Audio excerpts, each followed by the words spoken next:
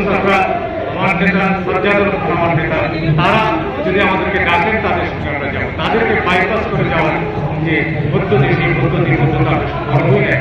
তো কাজেই আমার মনে হয়েছিল যে ঢাকা সাংবাদিক ইউনিয়ন, আমি ধন্যবাদ জানাই ঢাকা সাংবাদিক ইউনিয়নের সেই দিন যারা সেখানে ছিলেন, খায়রুল ছিলেন, বাংলাদেশ ফেডারেল সাংবাদিক ইউনিয়নের তিনি দিলবাজার ছিলেন, জিহাদ ছিলেন, আরো ছিলেন, যাদের নাম আমি বলতে পারছি না। আমি খুব খুশি হতে পারতাম যদি ঢাকা সাংবাদিক ইউনিয়নে এবং বিএনপির আনুষ্ঠানিক নেতৃত্ব সেখানে হাজির হতেন। আমরা হয়তো ব্যর্থ হতাম, কিন্তু তাদের নেতৃত্বে আমরা সেখানে হাজির হতে পারতাম। আপনাদের অভিজ্ঞতার জন্য বলি যে যখন প্রবীর সিকদারকে গ্রেফতার করা হয়েছিল তখন এই সরকারি বড় একজন কাপড়শালী মন্ত্রী বাদী হিসেবে তাকে আটক করা হয়েছিল। সেই সময় আমরা চলে গিয়েছিলাম ইঞ্জিনিয়ার মোশাররফ হোসেনের চেয়ারম্যানে, তাকে রিমান্ডে দেওয়া হয়েছিল। কিন্তু আমি আমাদের নেতৃবৃন্দ সেখানে গিয়ে আমরা 12 ঘন্টার মধ্যে তাকে রিমান্ড থেকে এনে সাংবাদিক ইউনিয়নের সাফল্য নেই কিন্তু আজকে যারা নানা মহলের জায়গায় ইউনিয়নকে এবং পেশাদারিত্বকে ভরকা দিয়েছে তাদের তারা পেশাদারিত্বের সঙ্গে তাদেরকে ইউনিয়ন চলবে কিনা এই জিনিসগুলো দ্বিতীয় ভক্তি জানায় কিন্তু আমাদের বক্তারা বলেছেন। আমি ধন্যবাদ জানাই বাংলাদেশ সচিবালয় সাংবাদিক, আমি ধন্যবাদ জানাই স্বাস্থ্য নিজের সাংবাদিকদেরকে, তারা যে তাৎক্ষণিক প্রতিবাদ করেছে তাদেরকে ধন্যবাদ জানাই। তারা তাৎক্ষণিক প্রতিবাদ করেছে, আগের দিন না পরের দিন তারা স্বাস্থ্য মন্ত্রণালয়ের প্রেস ভিত্তিতে বয়কট করলেন। আজকে বিভিন্ন পত্রিকায় বিভিন্ন বক্তৃতায় দেখি সাংবাদিক ইউনিয়নকে লক্ষ্য করতে হয়, সাংবাদিকটাকে লক্ষ্য করতে হয়। আমি বিনয়ের সঙ্গে নোয়াব আলিমদের প্রতিষ্ঠান, বিনয়ের সঙ্গে সাংবাদিকদের অভিভাবক প্রতিষ্ঠান সম্পাদক পরিষদের কার্যক্রমে ক্ষোভ প্রকাশ করে বলি, আপনাদের রিপোর্টার রাজ্য অনুষ্ঠানটি বয়কট করল, আপনারা মালিক হিসেবে 20-25 হাজার টাকার লোভে সেই বিজ্ঞাপনটি পত্রিকায় আপনাদের লজ্জা হয়। আমাদের রিপোর্টাররা মাঠে প্রতিবাদ করবে, আমাদের ক্যামেরাম্যানরা মাঠে প্রতিবাদ করবে, আমাদের সাংবাদিক বন্ধুরা ইউনিয়নের বন্ধুরা রাজপথে মিছিল করবে, আর আপনারা এয়ার কন্ডিশন রুমে বসে সরকারের বিজ্ঞাপন দেবেন। তাহলে আপনার আমাদের ইউনিয়নের যারা সেই দিন ছাত্র রিপোর্টার্স ফোরামের যে বন্ধুরা সেই প্রেস কনফারেন্স বয়কট করেছেন, সচিবালয় বিভাগের যারা বয়কট করেছেন, তারা তাদের হাউসের সম্পাদককে বলবেন যে আপনারা তো আমাদের পাশে দাঁড়াবেন, আপনারা 25,000 টাকা 30,000 টাকা একটা বিজ্ঞাপনের কাছে বিক্রি হয়ে গেছে। এবং এই জবাব যখন তারা বিপদে পড়ে তখন সব জিনিস একসাথে ফয়সালা হতে হবে। আমাদের ইউনিয়নের নেতৃবৃন্দকে বলবো যে মাঝে মাঝে একটু প্রণোদনা, 1 চিমটি লবণ, একটু পানি আর একটু কি বলে স্যালাইন দেওয়া হবে। যে আন্দোলন গুলি আসবে সেই আন্দোলনগুলি একসাথে করতে হবে এবং চিহ্নিত করতে হবে এই শিল্পে কারা সাংবাদিক বান্ধব, কারা সাংবাদিক বান্ধব, কারা সংবাদপত্র বান্ধব, কারা সংবাদপত্র বান্ধব, চিহ্নিত করতে হবে। এই চিহ্নিত না করা গেলে এটা কি ইউনিয়নেই হোক, সম্পাদক পরিষদেই হোক, ক্লাবেই হোক, অন্য জায়গাতেই হোক। এই কথাটি বলে রোজিনা সংক্রান্ত বিষয়, রোজিনার বড় হয়ে ওঠা, সাংবাদিক হয়ে ওঠা, আমার বুড়া হয়ে ওঠা, বয়স্ক হয়ে ওঠা একসাথে, তার চাকরি, তার ভালো সাংবাদিক হওয়ার লক্ষণ। আমি তার বার্তা সম্বোধন হিসেবে শত শত রিপোর্ট তাকে দিয়ে ফেলেছি। সে সাহসী, সৎ এবং পরিষ্কার। রোজিনা সম্পর্কে অন্য কারো কাছ থেকে আমার রোজিনার সঙ্গে যাই আচরণগুলি করা হয়েছে, বলেছে, আমি সেই বিষয়ে বলতে চাই। আমি একটি হচ্ছে রোজিনার বিরুদ্ধে যে মামলা দেওয়া হয়েছে 1923 সালে অফিসিয়াল কেসের আইন হয়েছিল প্রথম বিশ্বযুদ্ধের পরে যুদ্ধকালীন বিশ্বে যাতে এই পক্ষের তথ্য অন্য পক্ষে না যায় সেই জন্য আইনটি করা হয়েছে। এই 7 পৃষ্ঠার এই আইনটি আপনারা পড়ে দেখবেন।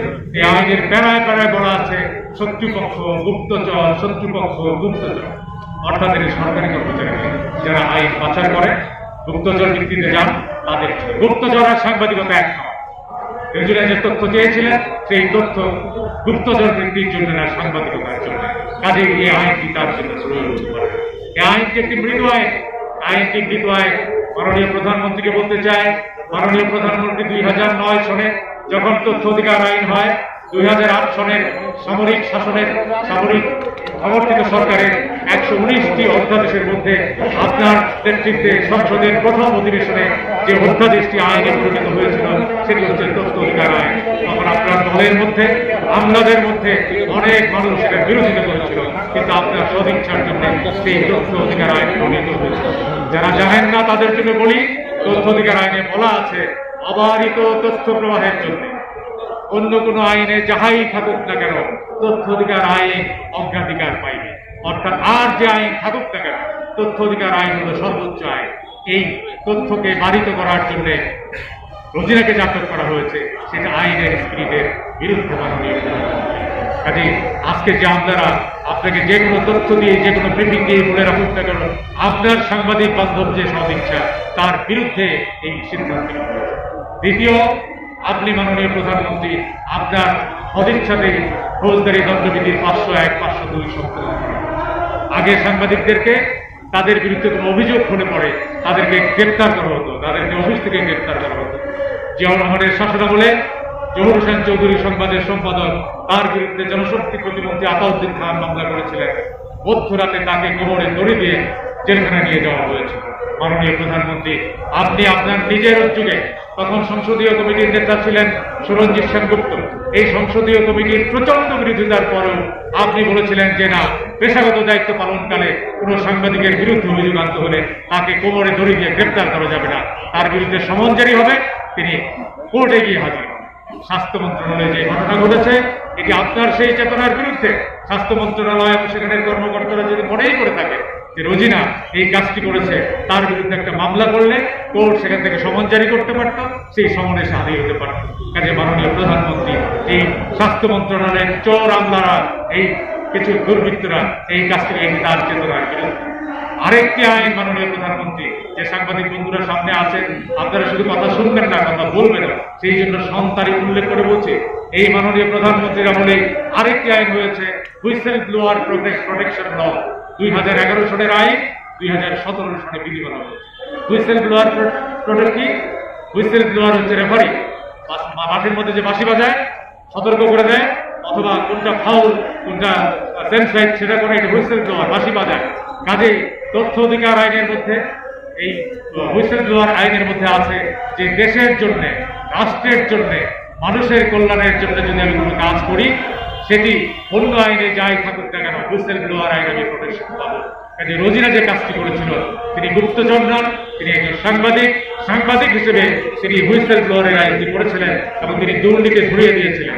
তার একটি উদাহরণ দেই যে রোজিনার রিপোর্ট প্রথম আলোতে ছাপা হয়েছিল যে স্পুটনিকের সঙ্গে যে আমরা যে চুক্তি করছি স্পুটনিকের ভ্যাকসিনের জন্য, সেখানে রাশিয়া কতগুলি অন্যায্য শর্ত আমাদের সরকারের এবং বাংলাদেশ সরকার সেই অন্যায্য শর্তে রাজি হয় না। মাননীয় প্রধানমন্ত্রী এই রিপোর্টটি ছাপা হওয়ার পরে যখন মানুষ জানলো আপনি দেশের পক্ষে, মানুষের পক্ষে, সম্মানের পক্ষে অবস্থান নিয়েছেন, অন্যায্য শর্তে রাজি হন নাই, তখন কিন্তু মানুষ আপনাদেরকে বাহবা দিয়েছে। কাজে রোজিনার প্রত্যেকটি কাজ হুইসেল ব্লোয়ার হিসেবে, সাংবাদিক হিসেবে, মানুষের কল্যাণে, দেশের কল্যাণে। ভালো সাংবাদিকরা অসংখ্য শুভ। রোজিনার পক্ষে যে আমরা মাঠে নেমেছি কারণ সে ভালো সাংবাদিক। ভালো সাংবাদিক শুধুমাত্র শুভানুধ্যায়ী তৈরি করে, ভালো সাংবাদিক শুধু বন্ধু বান্ধবী তৈরি করে না, শুভাকাঙ্ক্ষী তৈরি করে, ভালো সাংবাদিক শত্রুও তৈরি করে। স্বাস্থ্য মন্ত্রণালয়ে রোজিনার সেই শত্রু তৈরি হয়েছে। যারা টাকা মিলিয়ন টাকা ঘুষ খান, পাচার করেন, সেই চক্র গুরুজনের বিরুদ্ধে। কাজেই আজকে যে সকল বন্ধুরা এই বিষয় নিয়ে সমালোচনা করছেন তাদের বলি যে আপনারা কার পক্ষে থাকবেন? ওই স্বাস্থ্য মন্ত্রণালয়ের চোর সিন্ডিকেটের পক্ষে, স্বাস্থ্য মন্ত্রণালয়ের দুর্বৃত্ত সিন্ডিকেটের পক্ষে, স্বাস্থ্য মন্ত্রণালয়ের যারা বাংলাদেশের এত সুনাম অর্জনের যে জায়গাটি স্বাস্থ্য মন্ত্রণালয়ের একের পর এক দুর্নীতির মধ্য দিয়ে প্রাণ হয়ে যাচ্ছে, তার পক্ষে? মাননীয় প্রধানমন্ত্রী আপনি বাংলাদেশের মর্যাদা রক্ষার জন্য আপনার নেতৃত্বে বাংলাদেশ উন্নয়নের সূচকে অগ্রগামী, আন্তর্জাতিক বহু জায়গায় অগ্রগামী, উন্নয়নশীল দেশ থেকে আমরা উন্নত দেশে রওনা হয়েছে। আপনার 2041 পর্যন্ত উপরে খামার সামনে আমাদের সামনে আছে, কিন্তু স্বাস্থ্য মন্ত্রণালয়ের এই রোজিনাকে নিয়ে যে কাণ্ড হয়েছে, আমি গতকাল রাত পর্যন্ত হিসাব দিয়ে পৃথিবীর 141টি আন্তর্জাতিক পত্রিকায় এই নিউজটি হয় রিডাইটেড অথবা সেকেন্ড রিডাইটেড রাষ্ট্রের ভাবমূর্তি। আপনি একদিক দিয়ে আপনার সদিচ্ছা দিয়ে রাষ্ট্রকে এগিয়ে নিয়ে যাবেন, আর এই দুর্বৃত্তরা ক্রেন দিয়ে আপনার উদ্যোগকে মাটির সাথে মিশিয়ে দিবে। মাননীয় প্রধানমন্ত্রী, আমরা সাংবাদিকরা আপনার প্রোটেকশন চাই, আমরা আপনার প্রোটেকশন চাই। আমরা আপনার সহযাত্রী, বাংলাদেশকে এগিয়ে নিয়ে যাওয়ার যে যাত্রা আপনি শুরু করেছেন তার সঙ্গে আমরা আছি। অন্তত আমরা এখানে যারা আছি আজকে আছি কুদ্দুস আপনাদের নেতৃত্বে, সাজ্জাদ আলম খানের নেতৃত্বে আমরা নিঃশর্তভাবে বলতে চাই, উন্নয়নের অভিযাত্রায় আপনার সহযাত্রী আমরা। আর যে দুর্বৃত্ত চক্র আপনার এই অবিরাম চেষ্টাকে ম্লান করে দিয়ে রোজিনার একটা ছোট্ট ঘটনার মধ্য দিয়ে এটি কিন্তু রাতেই মিটিয়ে ফেলা যাবে, এটা আগেই মিটিয়ে ফেলা দেওয়া যায়, কিন্তু তা না করে এটিকে একটা বিশাল ঘটনার মধ্য দিয়ে তারা বাংলাদেশকে যে জায়গায় নিয়ে গেছে, আমরা তার জন্য ধিক্কার জানাই। মাননীয় প্রধানমন্ত্রী, এই করোনা কারণের জন্য আমরা সরাসরি আপনার সঙ্গে প্রত্যক্ষ করতে দেখা করতে পারি না, এই করোনার কারণে আমরা সরাসরি আপনার সঙ্গে দেখা করতে পারি না, কথা বলতে পারি না। আপনার 4 মাস জুড়ে আমলাতন্ত্রের একটা বুদ্ধ তৈরি করা হয়েছে। সব আমলারা খারাপ না, কিন্তু আমরা কিছু আমলাকে দেখছি তারা সচিব হতে চায়, সিনিয়র সভাপতি সচিব হতে চায়, একবারের জায়গায় 3 বার কন্ট্রাক্ট চায়, চাকরি শেষ হওয়ার পরে আবার নতুন পোস্টিং চায়। তাদের তো চাওয়ার শেষ নাই, আমাদের তো কোনো চাওয়া নাই। আমরা তো শুধুমাত্র পেশাদার একটা সাংবাদিকতা করতে চাই, আমরা তো সিনিয়রও হতে চাই না। সিনিয়র শেষ হয়ে গেলে 3 বারের কন্ট্রাক্টও চাই না, 3 বারের কন্ট্রাক্ট শেষ হয়ে গেলে নতুন পোস্টিংও চাই না। মৃত্যু পর্যন্ত তাদের চাওয়ার শেষ নাই। এই দুর্বৃত্ত চক্র খোদা না করুন কাউকে যদি কোনো বিপদ হয় তাদের আমেরিকা কানাডায় বাড়ি করা, তাদের টিকিট কাটা, তাদের ভিসা রেডি আছে। আমরা এই প্রেস ক্লাবে আপনার সঙ্গে থাকবো, এই সাংবাদিকরাই আপনার সঙ্গে থাকবে, ওই দুর্বৃত্তির আপনার সঙ্গে থাকবে না। কাজে মাননীয় প্রধানমন্ত্রী, আপনাকে অনুরোধ জানাই, আমরা এই বিষয় নিয়ে আমলাদের সাথে কথা বলেছি, মন্ত্রীদের সঙ্গে কথা বলেছি, সরকারি অনেক নেতাদের সঙ্গে কথা বলেছি। সংখ্যাগরিষ্ঠ অংশ মনে করে রোজিনার সঙ্গে অন্যায়, সংখ্যাগরিষ্ঠ মনে করে রোজিনাকে 6 ঘন্টা আটক রেখে যেভাবে নির্যাতন করা হয়েছে সেটা অন্যায় করা হয়েছে। সংখ্যাগরিষ্ঠ মানুষ মনে করে রোজিনার ন্যায় বিচার পাওয়া উচিত। কাজে আমি মনে করি যেদিকে ক্ষুদ্র একটি দৃষ্টিভঙ্গি থেকে কালকে একজন মন্ত্রী বলেছেন সাংবাদিকরা যারা আবেগ দ্বারা বিচারিত করা হয়। রোজিনার সাথে আমাদের যে সম্পর্ক তার মধ্যে আবেগ আছে, এই বিষয়ে কোনোই সন্দেহ নাই। কিন্তু মাননীয় মন্ত্রী, আপনাকে আইনের পৃষ্ঠার পর পৃষ্ঠা নিয়ে আপনার সঙ্গে বিতর্ক করতে চাই, আপনার সঙ্গে বসতে চাই। তথ্য অধিকার আইন কিভাবে লঙ্ঘিত হয়েছে, কিভাবে হুইসেল ব্লোয়ার প্রোটেক্ট লঙ্ঘিত হয়েছে, কিভাবে মাননীয় প্রধানমন্ত্রীর 501, 502 ধারা যে সদিচ্ছা সেটা লঙ্ঘিত হয়েছে। আপনি আসেন, এই তথ্য অধিকার অফিসিয়াল সিক্রেটস আইন বাতিল হয়েছিল বহু আগে, এই তথ্য অধিকার আমার হওয়ার পরে এই তথ্য অধিকার আইনকে আবার পুনরুজ্জীবিত করেছেন জাতীয় টেলিযোগাযোগ মন্ত্রী এখনকার, তখন আইসিটি মন্ত্রী ছিলেন যারা মোস্তফা জামান। যখন 32 ডিজিটাল সিকিউরিটি আইন করা হলো, আমরা বললাম যে ডিজিটাল সিকিউরিটি আইন হচ্ছে এটার মধ্যে অফিসিয়াল সিক্রেটস আইনের সম্পর্ক রাখার দরকার নাই। তিনি বললেন যে না, এটা একটা আইন, এটা কোনো প্রয়োগ হয় নাই। আমরা তখন বলেছিলাম এই প্রয়োগ অফিসিয়াল সিক্রেটস আইনের প্রয়োগটাই হচ্ছে 50 বছরের প্রয়োগ হয় নাই বাংলাদেশে। তিনি ডিজিটাল সিকিউরিটি আইনের 32 নম্বর ধারা এটা জোরে রাখেন। এখন এটা যদি জোড়া না থাকতো তাহলে পরে এই আইনটি ব্যবহার করতে পারত না। কাজেই যারা আওয়ামী লীগ করে না, এখন আওয়ামী লীগের সবচেয়ে বড় সমাধান দেয়, এখন থেকে জনগণের পাতায় বঙ্গবন্ধুর নামে লিখতে লিখতে সেখানে তৈল প্রবাহে জনগণের পাতার মধ্যে হাত দেওয়া যায় না। সেই মন্ত্রী বলছেন জাসদ ছিলেন জনগণের রিপোর্টার, এরা এসে এখন বঙ্গবন্ধুর শুরু করে। আজ আমি যে কথাটি বলতে চাই, আজকে এই সাংবাদিকদের সমাবেশ আমরা বলেছি আমাদের আবেগ আছে, আমাদের বোনকে আটক রাখা হয়েছে, আমাদের আবেগ নিশ্চয়ই আছে। আমাদের সাংবাদিক বন্ধুদের নির্যাতন করা, সাংবাদিক বন্ধুকে বোনকে নির্যাতন করা নিশ্চয়ই আবেগ আছে। কিন্তু আমরা যুক্তির ভাষায় কথা বলি, যুক্তির ভাষায় বিতর্ক করতে চাই। এই যুক্তির ভাষায় বিতর্ককে সাংবাদিক ইউনিয়নকে নেতৃত্ব দিতে চাই। আমি ঢাকা সাংবাদিক ইউনিয়নের নেতৃত্বের অনুরোধ জানাই, আপনারা আমাদের আনুষ্ঠানিক নেতা, আপনাদেরকে বাইপাস করে আমরা নেতৃত্ব প্রতিষ্ঠিত করতে চাই না। আমরা বছরের পর বছর এই ইউনিয়নের নেতৃত্ব দিয়েছি, সাফল্য আছে, ব্যর্থতা আছে, আপনাদেরও সাফল্য থাকবে, ব্যর্থতা থাকবে, কিন্তু দুঃসময়ে আপনারা মাঠে থাকবেন না, এটা গ্রহণ করতে পারে। কাজে আমি অনুরোধ জানাই, দাবি খুব সিম্পল, 4 দফা দাবি। রোজিনার মুক্তি চায়, নিঃশর্ত মুক্তি চায়। 2 নম্বর, রোজিনাকে যারা হেনস্থা করেছে তাদের চিহ্নিত করে তাদের শাস্তির দাবি জানায়। চিহ্নিত হচ্ছে সাংবাদিকদের জন্য এই আইনের যে রাজ প্রয়োগ না হয় সেটার অঙ্গীকার সহ স্বাস্থ্য মন্ত্রণালয় অঙ্গীকার সহ। আর আজকে আমি একটা নতুন কথা বলি, পৃথিবীর বিভিন্ন দেশে কি হচ্ছে, আমরা একটা সাংবাদিক সুরক্ষা জার্নালিস্ট প্রোটেকশন ল পৃথিবীর বহু দেশে আছে। এটি যদি আপনারা চান আমরা সমাধান করব। সাংবাদিকদের বিশেষ পেশার মানুষ হিসেবে তাদের জন্য আমরা সাংবাদিক সুরক্ষা আইন চাই। আমরা ফ্রন্টলাইনার, আমাদের ফ্রন্টলাইনার হিসেবে এই প্যান্ডেমিকের যদি ফটোগ্রাফাররা কাজ করেছেন, এই সাংবাদিকরা কাজ করেছেন, তাদের জন্য কোনো বিশেষ দেওয়া হয়নি। 10,000 টাকার একটা প্রণোদনা দেওয়া হয়েছে, ধন্যবাদ জানাই মাননীয় প্রধানমন্ত্রীকে। কিন্তু একজন সাংবাদিক যদি মারা যায়, একজন ক্যামেরাম্যান যদি মারা যায়, আপনি পুলিশকে দিচ্ছেন, ব্যাংকারদেরকে দিচ্ছেন, আমলাদেরকে দিচ্ছেন, ডাক্তারকে দিচ্ছেন, তো সাংবাদিকরা তো ফ্রন্টলাইনার না, সাংবাদিকরা হচ্ছে ফার্স্ট রেসপন্ডার। আপনার ডাক্তাররা ফ্রন্টলাইনার হলো পিপিই পাওয়ার পরে, হ্যান্ড গ্লাভস পাওয়ার পরে, মাথায় ক্যাপ পাওয়ার পরে। সাংবাদিকরা তো পিপিইর জন্য বসেছিল না, সাংবাদিকরা তো হ্যান্ড গ্লাভসের জন্য বসেছিল না, সাংবাদিকরা তো মাথায় ওই কি বলে হ্যান্ড ক্যাপের জন্য বসেছিল না।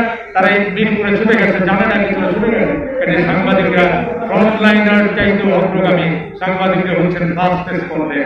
কাজে ফার্স্ট রেসপন্ডার হিসেবে সাংবাদিকদের দিন করতে হবে। আমি আবারও সেই দাবিগুলো উত্থাপন করি। রোজিনার সাংবাদিক রোজিনার নিঃশর্ত মুক্তি চায় বাংলার শিক্ষা।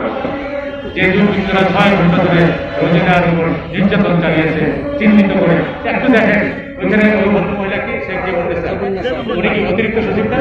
অতিরিক্ত সচিব অতিরিক্ত সচিবের বিরুদ্ধে অভিযোগ আমরা তদন্ত করলে যুগ্ম সচিব, অতিরিক্ত সচিবের বিরুদ্ধে আমাদের অভিযোগ, আপনি তদন্ত কমিটি করে যুগ্ম সচিব দিয়ে বিচারের ফলাফল কি হবে এটার জন্য কোনো ব্যবস্থা করা দরকার না। কাজে এই তদন্ত কমিটি বাতিল করে স্বাস্থ্য মন্ত্রণালয়ের জানার কথা, কুদ্দুস আহমেদের জানার কথা, কি বলে ইকবাল সুমান চৌধুরী এবং জলিল বিয়া সাহেবের জানার কথা। আমাদের সঙ্গে যখন রাজশাহী মেডিকেল কলেজে গন্ডগোল হলো, মেডিকেল কলেজে ঢাকা মেডিকেল কলেজে গন্ডগোল হলো, তখন স্বাস্থ্য মন্ত্রণালয়ের যে তদন্ত কমিটি হয়েছে সেই তদন্ত কমিটি ইউনিয়নের কমিটি। কাজে আমি চাই এই তদন্তের জন্য যে কমিটি হবে সেই কমিটিতে ইউনিয়নের প্রতিনিধিত্ব হবে। সাংবাদিক আর ফাইনালি যে কথা 3 নম্বর যে কথা বলতে চাই, স্বাস্থ্য মন্ত্রণালয়কে অবিলম্বে দুঃখ প্রকাশ করতে হবে এবং দুঃখ প্রকাশ করার মধ্য দিয়ে এই ধরনের ঘটনা ঘটবে না সেই নিশ্চিত দেওয়া হবে। আর নতুন দাবি হচ্ছে সাংবাদিক সুরক্ষা আইন চাই। আর মালিক নোয়াব এবং কি বলে এডিটার্স কাউন্সিল, তারা আমাদের অভিভাবকদের সংগঠন, তাদেরকে বলি ওই 25,000 টাকার বিজ্ঞাপনের লোক থেকে বেরোতে আসছে। আপনার কর্মীরা মাঠে জীবন দিচ্ছে, তারা আমাদের 25,000 টাকার বিজ্ঞাপন দিয়ে আমাদেরকে বেঞ্চিতি করছে। সরকার তো বেঞ্চিতি করলো, স্বাস্থ্য মন্ত্রক বেঞ্চিতি করলো, আপনারাও তো আমার মালিক হিসেবে বেঞ্চিতি, এটা মেনে নেওয়া যায় না। কাজে আমি অনুরোধ জানাবো এই বিষয়গুলোকে সামনে রেখে ঢাকার সাংবাদিক ইউনিয়নের নেতৃত্বে আমরা যোগ্য আন্দোলন গড়ে তুলতে চাই। ইতিমধ্যে ঢাকার বাইরে যে ইউনিয়নগুলি আছে তাদের সবার সবার সঙ্গে কথা হয়েছে, কুদ্দুস আহমেদের সঙ্গে কথা হয়েছে, মোটরের সঙ্গে কথা হয়েছে, নির্বাচনের সঙ্গে কথা হয়েছে। তারা ঢাকার কোনো কর্মসূচির জন্য অপেক্ষা করে না, তাদের দিন তারা কর্মসূচি চালিয়ে যাবে। কাজে এককভাবে কেউ নেতা হওয়ার চেষ্টা করবে না, ইউনিয়নের নেতৃত্বে আমাদেরকে অগ্রসর হতে হবে। ইউনিয়নের উপরে আস্থা রেখে আমাদের সবাইকে শুভেচ্ছা জানিয়ে আমার বক্তব্য শেষ করি। মাননীয় প্রধানমন্ত্রীকে যারা ভুল বোঝাচ্ছেন তারা সতর্ক হবেন এই ব্যাপারটাতে। আমরা আমলাতন্ত্রের বিরুদ্ধে না, সাংবাদিকতাকে আমরা আমলাতন্ত্রের বিরুদ্ধে দাঁড় করাচ্ছি না। আমলাতন্ত্র আপনার আমলাতন্ত্রের দায়িত্ব পালন করবে, আমরা আমাদের দায়িত্ব পালন করবো। পরস্পরের প্রতি শ্রদ্ধাবোধের মধ্য দিয়ে বাংলাদেশ এগিয়ে চলেছে, সেই এগিয়ে চলাটা অব্যাহত থাকবে। আর প্রধানমন্ত্রী যে অবিরাম অনন্ত চেষ্টা বাংলাদেশের ভারতকে আকাশ সমান নিয়ে যাওয়া, সেটাকে যারা তুলায় মিশিয়ে দিচ্ছেন তাদের চিহ্নিত করে প্রশাসন থেকে বিদায় করা হবে, সরকার থেকে বিদায় করা হবে। এই আশা রেখে আমাদের সবাইকে জয় বাংলা, জয় ভগবান।